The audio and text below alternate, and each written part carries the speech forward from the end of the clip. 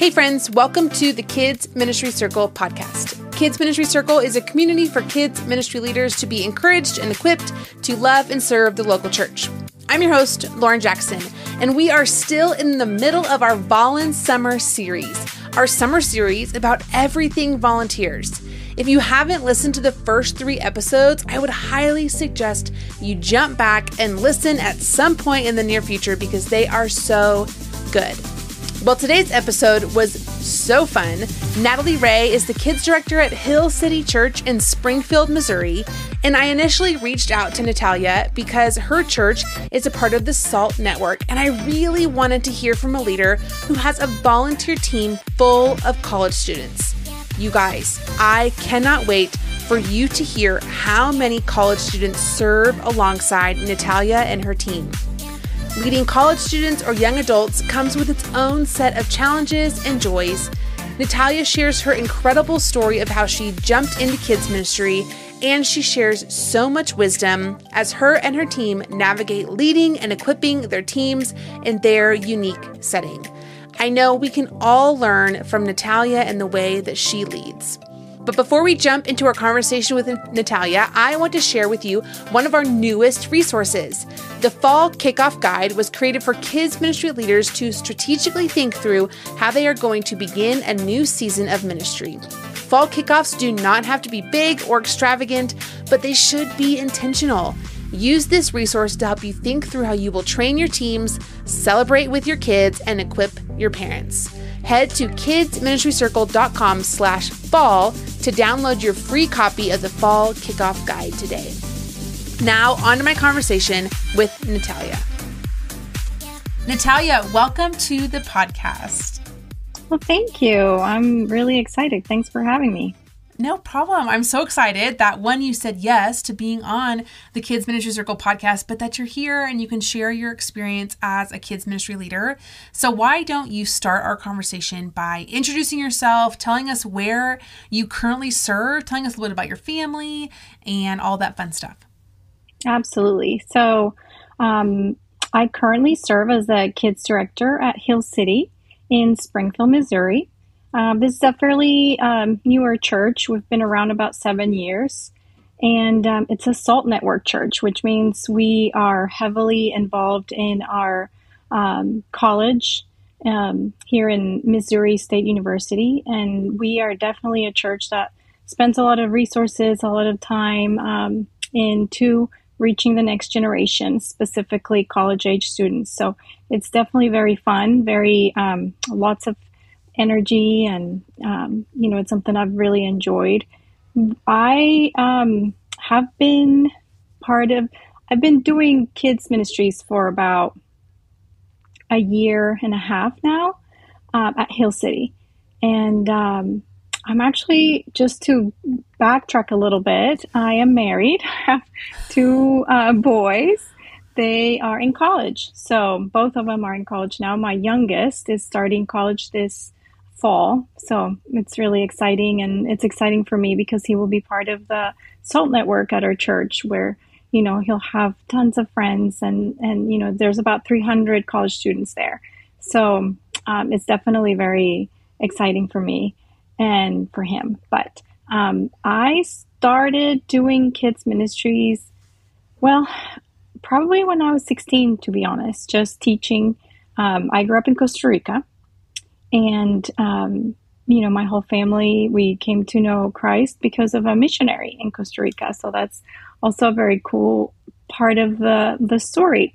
Very grateful, that missions, it's also a huge part of my story and my heart. I definitely love anything that's, that has to do with missions. And but I started working with 2-year-olds when I was 16. In my church. So I was the teacher. I was the lead teacher of my 2-year-olds in Costa Rica. It was just so fun. I just loved it. I went on to go to study at the university there I wanted to be a teacher. So long story short, I was able to, through a scholarship, to come to the States and continue studying here, and, graduated while I was here in the States and met my husband. And so I always thought I would go back, but we have stayed here in the States, and we live now here in Springfield, which is where my family's husband is from, and so we've enjoyed that too. That's insane. What a crazy story. That's like, no, I loved it. I don't know why we never talked about this when we first chatted about the podcast, but I never knew that you were saved because missionaries told you about Jesus. I just love that.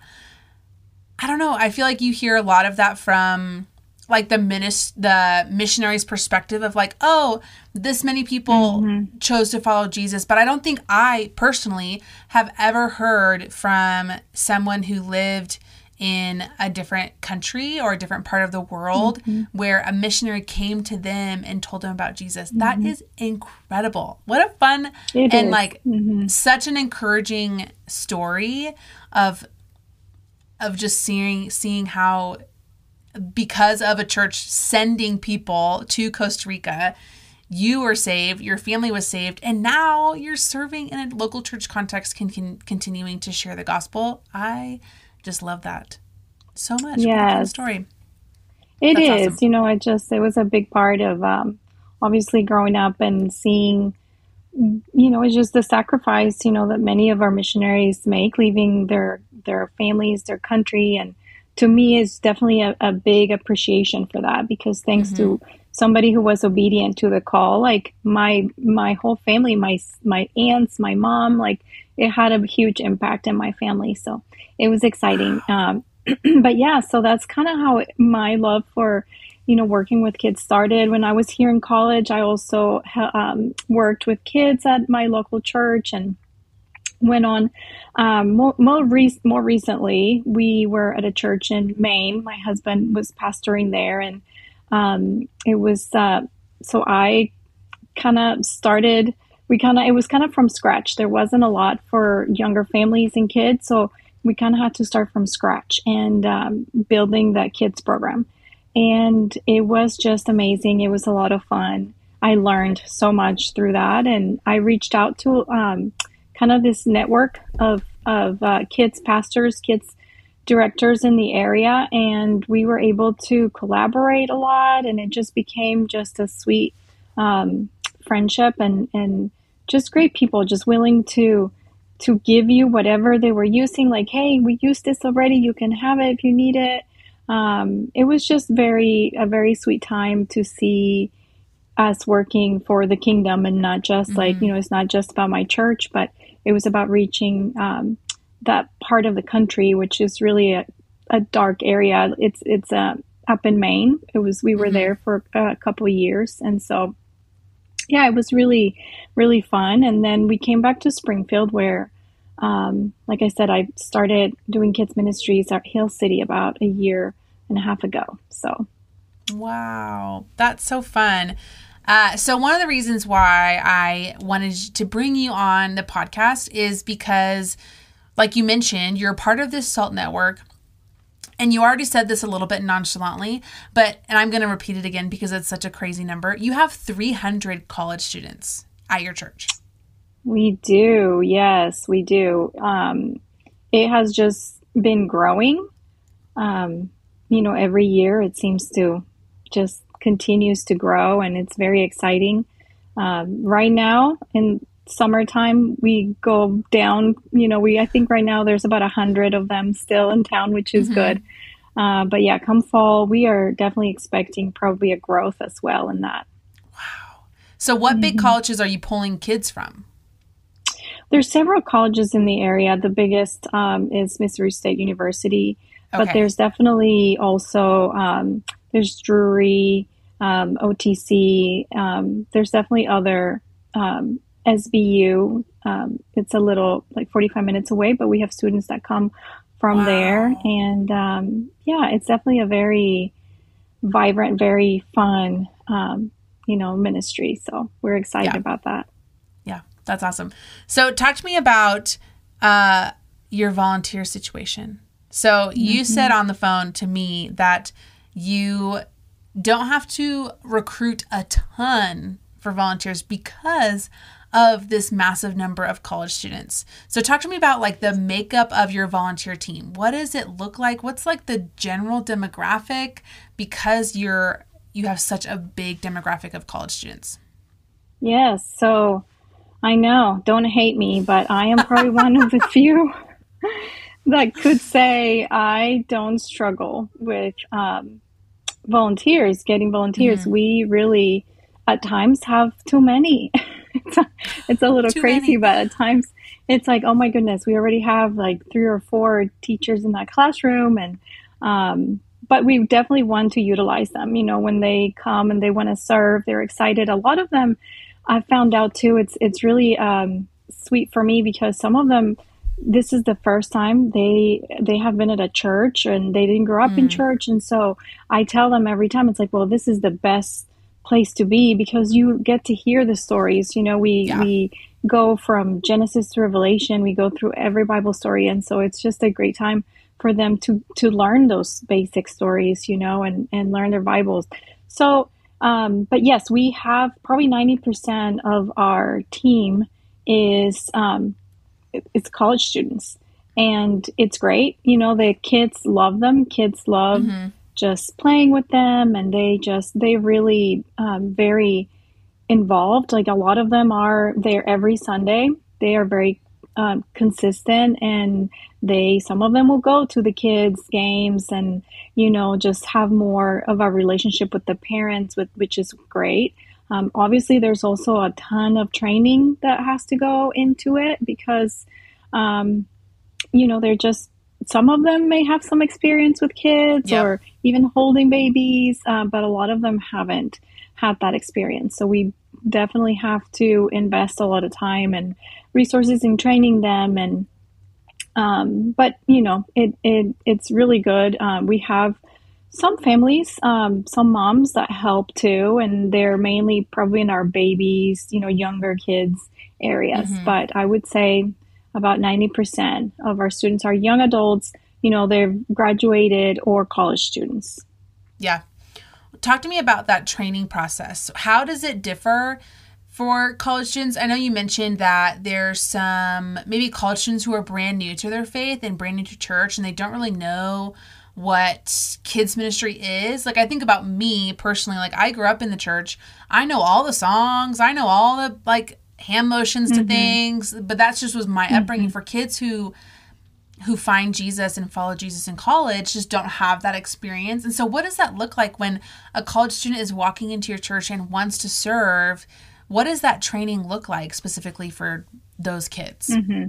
Yes, that is definitely an area we have been more intentional. We've been working on the onboarding of our team members, our volunteers. And so we first meet with them and kind of get to know them, kind of have a little bit, just coffee with them and get to know their background. Just talk to them about our vision, what we do. And we are gospel center, child engaging. We talk to them about our vision is we partner with parents to make disciples of their kids and what that looks like. And, we definitely, sometimes after it can seem a little like, oh, that this is fun and the kids and this and that, but then it can become a little less shiny as time goes by. It's like you just have to, you have to change the diapers or, it's just clean the toys and just, so we try to constantly remind them of why we're doing this and the vision for it. And we do training, pretty consistently. After we kind of go through the application process, onboarding, the interview and all of this, then we try to meet with them again about a month after so that we can talk to them about, okay, how was it what you expected? Like what things, Right. Are you in the right spot? Is this the age group that's works better for you, that you feel more comfortable in? Like what is working well? Or, it's like if they don't feel comfortable. We've had some of them. It's like, I don't feel comfortable with the babies. Like, I think I want to try older kids. And so we try to make those adjustments then. And we, during our pre-meeting, we're very intentional. We started to do divided up our pre-meetings so we can do some training during those times. And if they're working with babies or toddlers, like then let's be more intentional with that age group or our elementary age group. Then we, are able to do just some more specific training with them. And you cannot go too basic, and that is the thing. It's like I said, so many of them have grown up in church just like you. They know the stories, they know how we talk to the kids and all of this, right. But many of them never have. And so we try to make it as basic as possible for them and encourage them. It's like, again, this is a great place to be for them. It's, I encourage also the moms that we have a few older, ladies that are helping as well now. And so it's like, try to encourage them, like, this is a great opportunity for you to invest in these young adults or these college students, so they also see it as an opportunity, not just to invest in our kids, but to invest in their team, and build those relationships. And so we encourage them to have them over for dinner or, just build those relationships with them. And we've seen a lot of just really sweet things happening with that, and mentorship relationships starting from that. So it's definitely something I want to encourage, and I would love to see more of. It's hard because I do appreciate having that huge base of helpers, and teachers and all of that. But I also want to continue to encourage the rest of our church and different demographics, different age groups to come along. Like, it's not, I don't want this to be only on the shoulders of our college students and young adults. Like, we need moms and dads to be part of it. And not just, again, for the sake of the kids, but for the sake of our students, to see how you talk to kids and to see them interact with them, and just use just beautiful moments to teach them. It's like those to take advantage of some opportunities when the kids are sharing something that happened at home, like, hey, this is, we can pray for this. Let me pray for you. Like, just different things that they can learn, from our adults as well. Yeah, that's awesome. I love that so much. And I bet the families in your church are never short on babysitters. I feel like there's probably so many, which is like such a perk. Yes. But there was two things that you said that I think were really encouraging, but also very brilliant, in the sense of, you talked about this idea of the follow-up meeting and following up with these college students who maybe are serving in church for the first time, or maybe they're still trying to figure out, I go to this thing at this church, but my friends from my dorm also go to this church. And so I'm trying to figure out, and sometimes college students can get so excited that they like sign up and they're like, yes, I'm going to do this. And then, like you said, those first couple months, the glamour and the excitement goes away when you're just navigating kids and you have to get up early and all those things that happen with serving. And I think that follow-up meeting is so important, because I've talked to some leaders who get frustrated with young adults and get frustrated with college students because they sign up to serve and they don't follow through. And they just don't show up anymore. And I think what you and your team are doing is trying to at least engage in a conversation first. Like, you're trying to be a little bit proactive in the sense of like, hey, we know this can be a trend, but we're going to be ahead of the game. And we're going to try and have this conversation to make sure that people are serving in the right spot.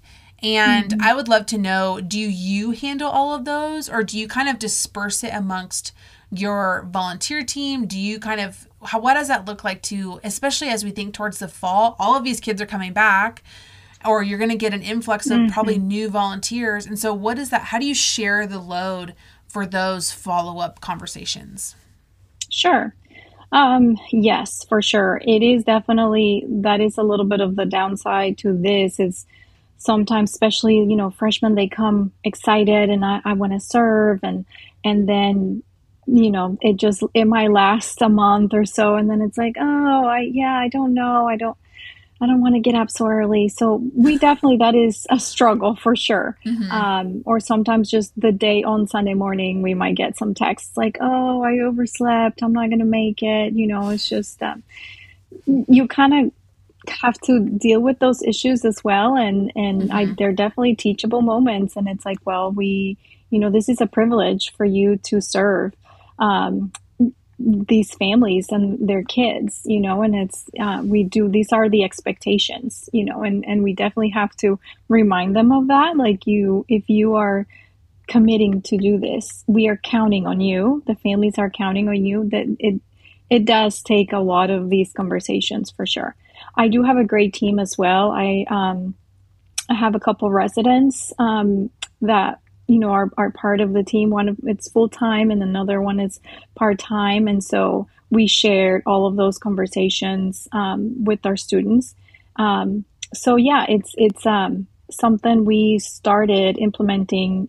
Just as we were walking, like this summer, really the beginning of the summer, we started to look at our onboarding process better, and just realizing like all these things that we can do better to make sure they are, there's no even misunderstandings or, just that extra coaching too. So, but yeah, it's definitely, it takes a lot of time and effort, but I think it's just a priority for us. It's like, if we don't have a great team, if we don't invest in them, we do a ton of appreciation events as well, appreciation cards and birthday gifts, and we want them to know how much we value them and their commitment.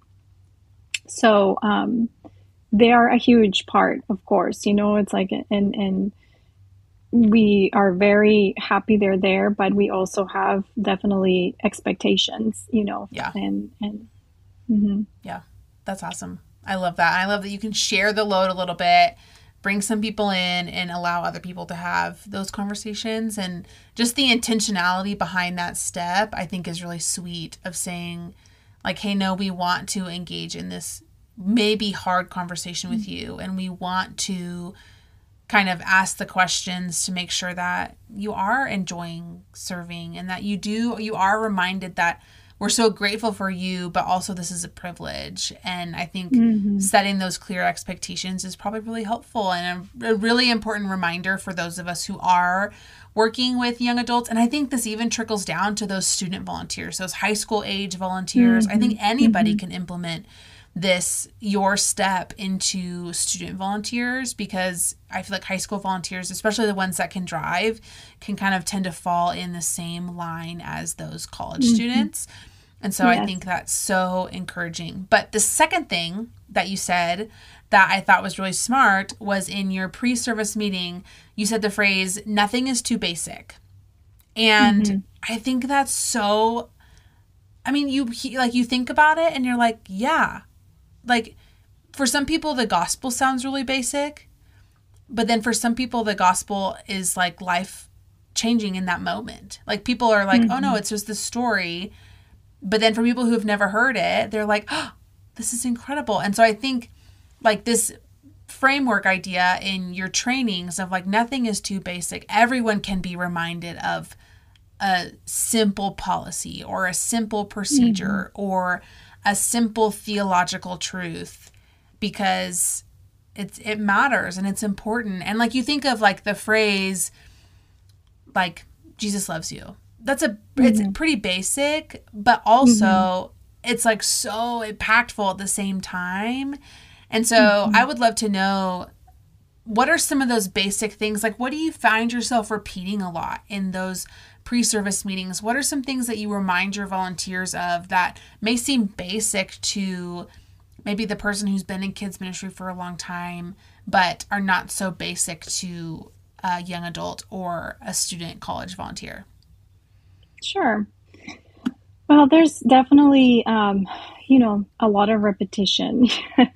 It is, we are constantly, sometimes, I tell them all the time, it's like, I know I sound like a broken record. I feel like I say these things over and over, but we also have a lot of visitors every Sunday. We have families visiting every single Sunday. And so even how do we care for these kids that are coming in our doors for the first time, making sure that we're welcoming well, that we're, trying. One thing we have been talking about, for example, is having buddies in the kids who are outgoing and they're very friendly. It's like, let's utilize that and teach them how to be a good friend to these new kids who are coming in for the first time, who might be a little, scared to go in. And so we talk about that, like make sure you're, also smiling and remember their name the next time they come the next Sunday. It's like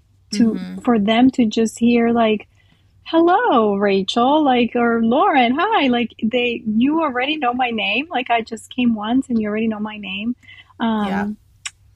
We definitely try to encourage them to speak at their level. It's like get on the floor and play with them. Like conversations that you have, be intentional with that time. We get 1 hour a week with these kids.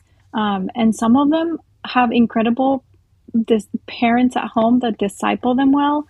But according to statistics, about 45% of parents are very intentional and the rest are really not.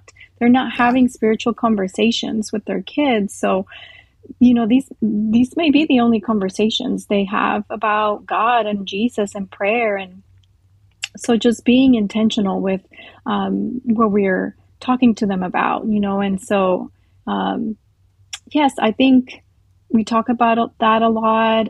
A lot of our normal things, for example, make sure you reply to the email make sure you confirm, make sure you let us know if you're going to be gone this summer, because, we say that over and over. Like, it's just a lot of, basic things that we kind of remind them of. But the most important things I feel like is what happens when they're there in the classroom, with the kids, and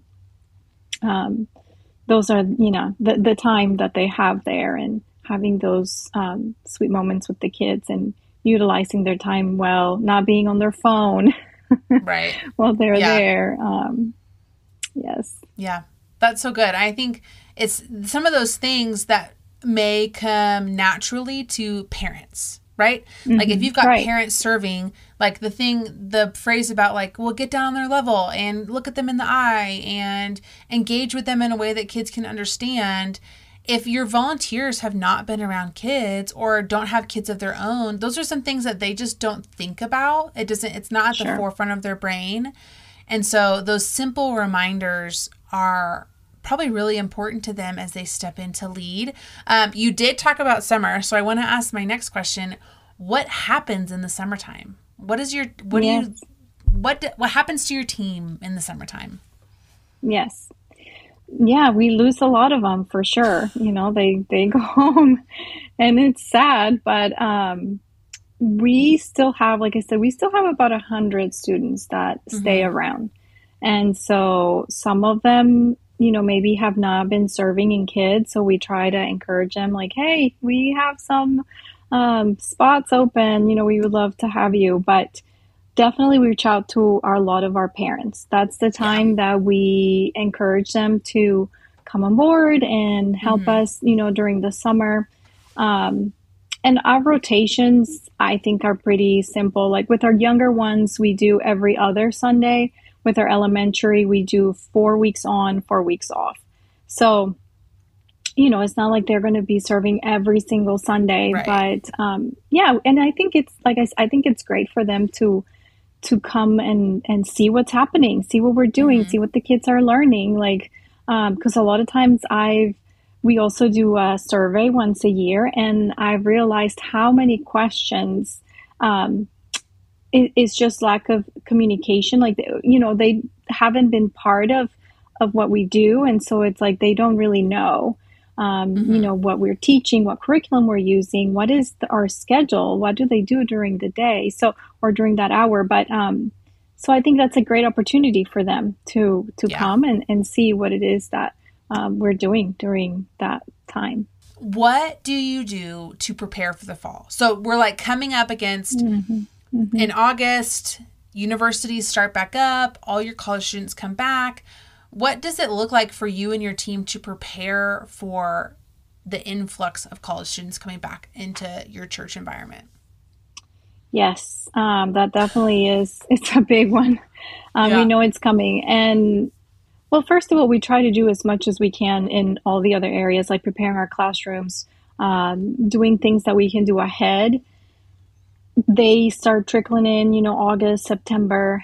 We have scheduled training times during that time. Mm-hmm. We try to clear a lot of our time so that we are available for all of those onboarding interviews and applications and all of this. So it does take, that time. Obviously, it also when a lot of our families start coming back, so our numbers go up.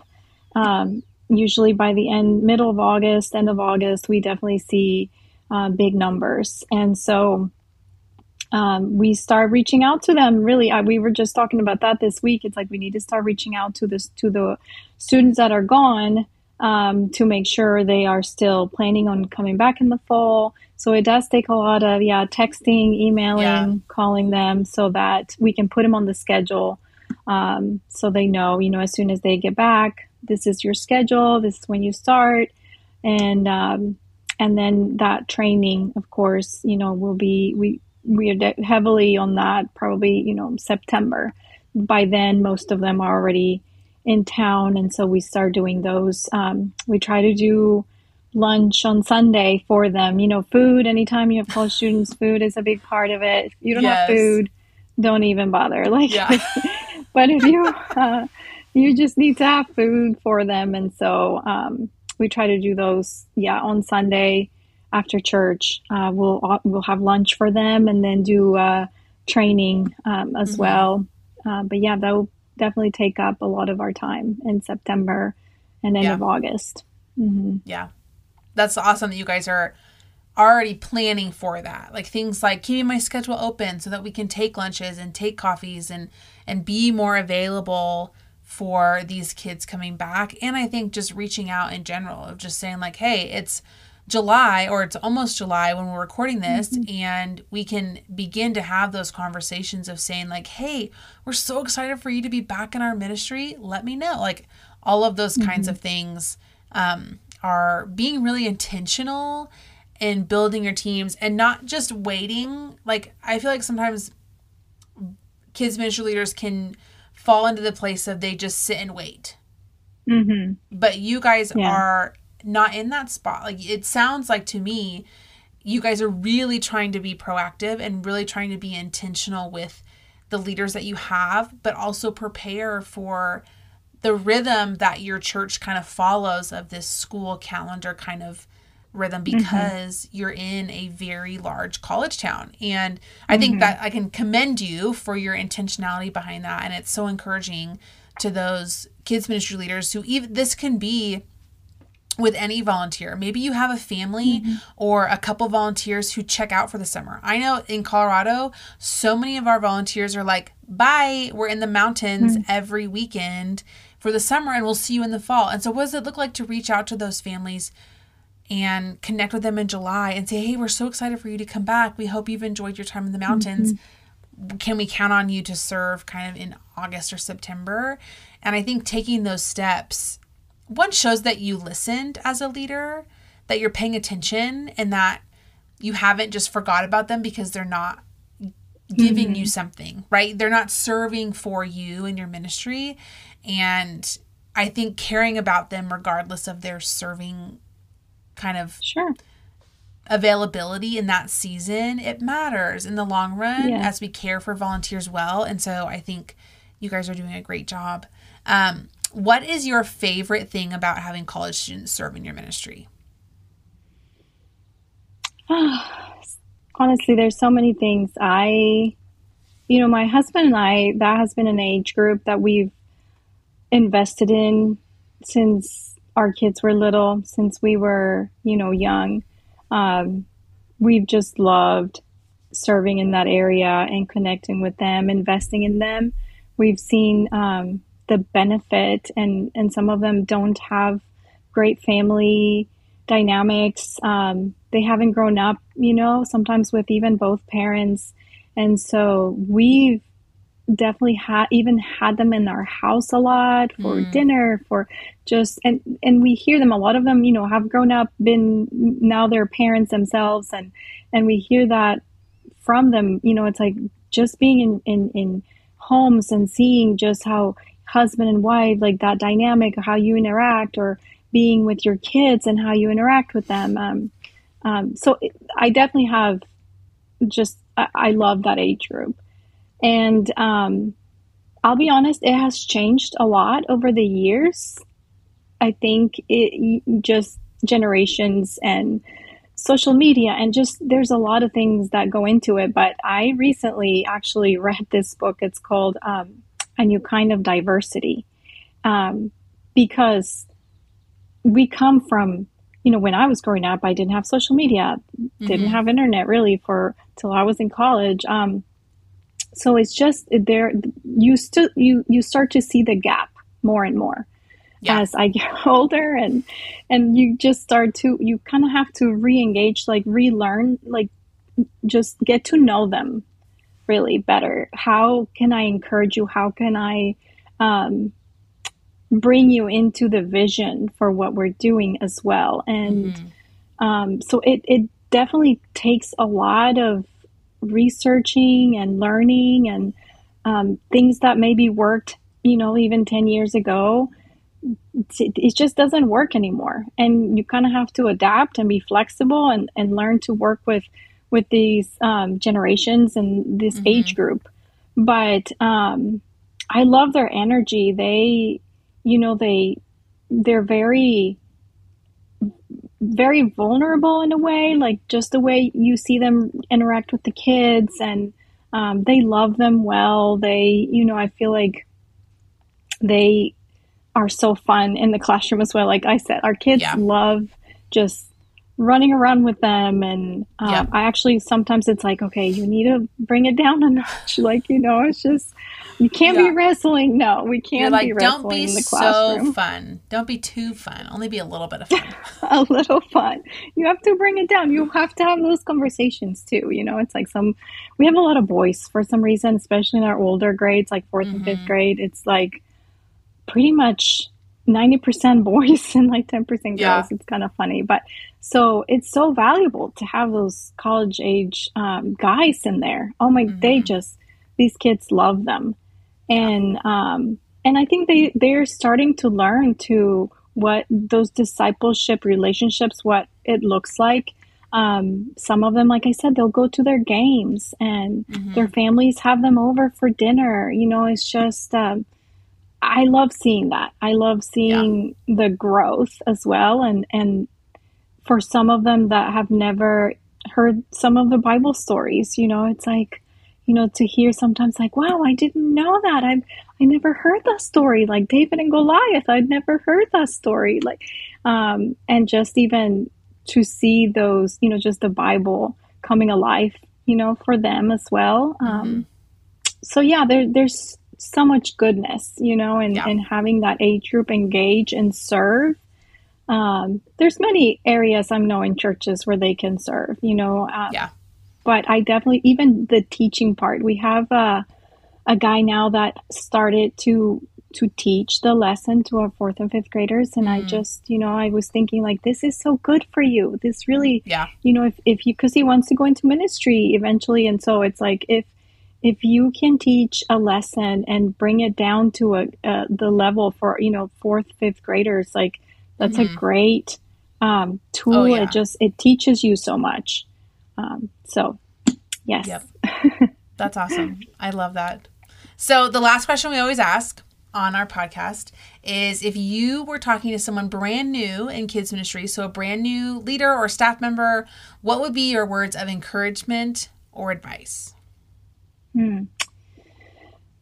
Yes, so many things that come to mind. I will say for me, a huge thing, when I was kind of starting to be in that role of kids ministry, was reaching out to other kids director, kids pastors in the area.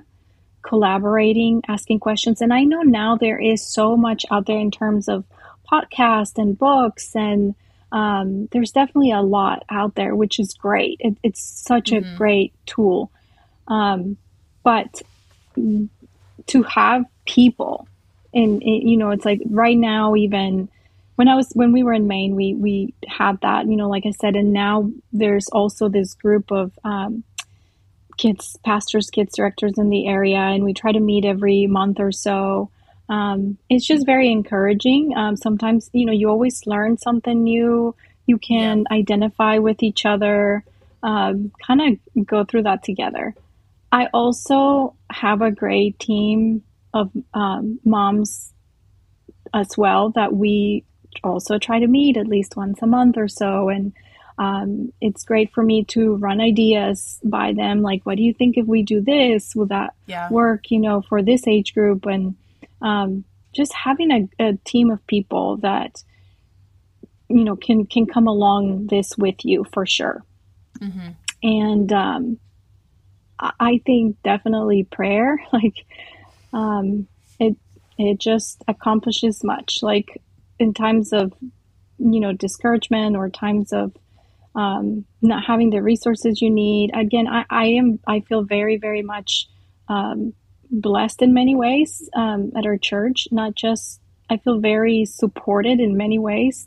Our leadership and just, I don't struggle, to find these teachers and team members. So it's definitely a blessing. But there's definitely times, it's like you can see praying for your team, praying when there's a need, like we need a teacher for this age group. And then you see God just provide that right person for that. It's just, it's great. It's just, you are not alone. There's just not just, it's God just guiding you through it and giving you wisdom, but also just seeking those people and that can come alongside you and walk with you through this is definitely very important. Yeah. I love that so much. That is so encouraging. Find your people and pray.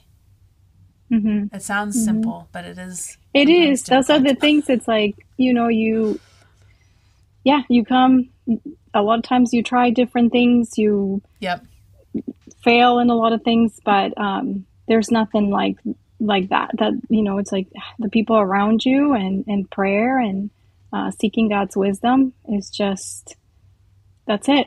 There's no magic formula. Yeah, that's awesome. Well, Natalia, thank you so much for sharing. We will link some of those things, like the SALT network and the book you referenced about kind of like the next generation. We'll link those in the show notes so people can find them. And if people want to ask you more questions about leading college students, is there a place where they can find you to ask you more questions? Sure. Yes. I can give you my email, and it's very simple, Natalia at hillcitysgf.org. So, anything. Yep. Awesome. So we'll also put your email in the show notes in case anybody has any more questions. But thank you so much for being on the podcast. This was so great and so encouraging and so fun to hear about just how your church is in a unique community and serving kind of a fun demographic of college students, and how I think you are leading them really well. So I am so encouraged by the way that you and your team are leading, and I think it's going to be a huge encouragement to those listening. So I'm so grateful that you were able to jump on the podcast. Thank you, Lauren. Yeah, it was really fun. I appreciate it. I appreciate the opportunity. So. I loved this conversation with Natalia so much, and I was so encouraged by her team's willingness to continue to try new things and tweak programs to make them fit for what they need for their ministries. If you have students or young adults on your team, I hope that you took away some practical steps on how to lead and invest in the next generation of leaders. If you want to keep the conversation going, you can follow Kids Ministry Circle on Instagram and Facebook at Kids Ministry Circle. Thank you so much for listening, and we'll see you next time.